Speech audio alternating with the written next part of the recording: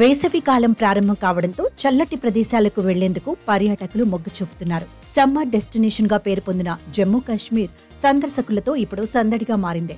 ప్రతి ఏటా లక్షల సంఖ్యలో పర్యాటకులు కాశ్మీర్ వస్తుంటారు. కాశ్మీర్ కు పర్యాటక రంగం ప్రధాన ఆదాయ వనరుగా ఉండటంతో టూరిస్టులను ఆకట్టుకునేందుకు అధికారులు చర్యలు తీసుకుంటున్నారు.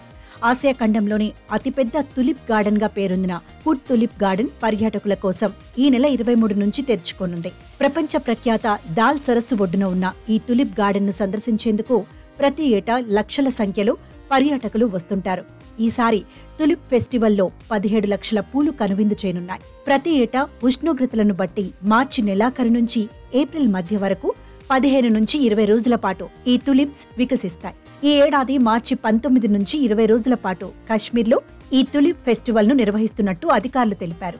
కశ్మీర్ లోయలో పర్యాటక రంగానికి తులిప్ ఫెస్టివల్ ఊతమిస్తుందని, ఈ ఏడాది మార్చి 23న తులిప్ గార్డెన్ సందర్శకుల కోసం ఓపెన్ చేస్తామని అధికారులు తెలిపారు. అయితే సంవత్సరంలో 15 నుండి 20 రోజులు మాత్రమే వికసించే ఈ పూల కోసం 6 నెలల పాటు గార్డెన్ను సిద్ధం చేస్తామని, అందుకోసం ఓ ప్రణాళికను రూపొందించామన్నారు.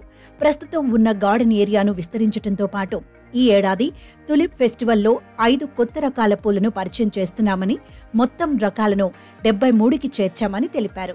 ఈసారి తెలుపు, ఎరుపు, నీలం వంటి వివిధ రంగుల్లో తులిప్ పూలు సందర్శకులను ఆకట్టుకుంటాయని అధికారులు చెబుతున్నారు. డాఫోడిల్, హైసింత్, రానోన్కులి, మస్కారియా వంటి వివిధ రకాలైన 17 లక్షల తులిప్ పూలు కనువిందు చేయనున్నాయి. గతేడాది జరిగిన తులిప్ ఫెస్టివల్ ను చూసేందుకు 3.70 లక్షల మంది పర్యాటకులు రాగా 2022లో 3.6 లక్షల మంది పర్యాటకులు వచ్చినట్టు అధికారులు తెలిపారు. ఈసారి ఆ సంఖ్య మరింత పెరిగే అవకాశం ఉందని అంచనా వేస్తున్నారు. సందర్శకులకు మంచి అనుభూతిని అందించేందుకు గార్డెన్ దగ్గర అతిపెద్ద పార్కింగ్ ను ఏర్పాటు చేశారు.